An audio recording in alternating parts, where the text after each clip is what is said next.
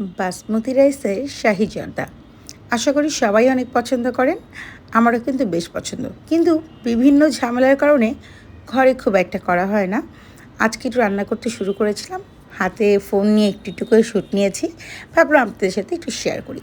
অনেকেরই অনেক কমপ্লেন, সেই জর্দা পোলাও রান্না করতে গেলে অনেক সময় চালটা প্রপারলি কুক হয় না, কিংবা চিনি শিরাতে দেওয়ার পরে শক্ত হয়ে যায়, চুই হয়ে যায়, গলে যায়, কারো চাল ভেঙে যায়।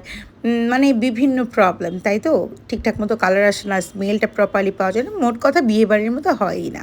তো কীভাবে কী করলে বিয়েবাড়ির মতো হবে, এটা যদি আপনারা জানতে চান তাহলে অবশ্যই আমাকে কমেন্ট সেকশনে একটুখানি ইন্সপায়ার করতে হবে। তাহলে আপনাদের জন্য আমি পুরো রেসিপিটা শেয়ার করব।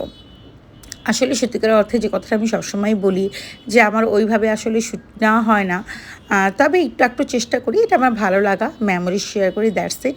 তবে এটার জন্য অনেক ট্রিক্স আছে, যে এই জর্দা পোলাওটাকে ঝরঝরে করার জন্য, একটা শাহি ফিল আনার জন্য, যেন চালটা ভেঙে না যায়, ঝরঝরে থাকে, টেস্টটা অনেক বাড়ে, মানে বিয়েবাড়ির মতো যে শাহি ফিল।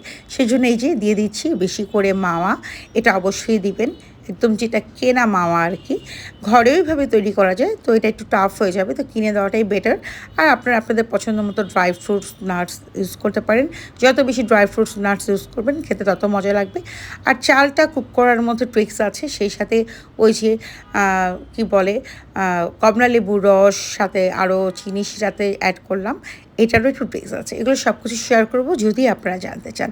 এই তো রেডি হয়ে গেল আমার 3XL লং শাহি জর্দা পোলাও, আর ওপর থেকে একটু বেবি সুইট আর হচ্ছে আনারদানা ছড়িয়ে পরিবেশন করব। কেমন লাগলো অবশ্যই জানাবেন। আল্লাহ হাফেজ।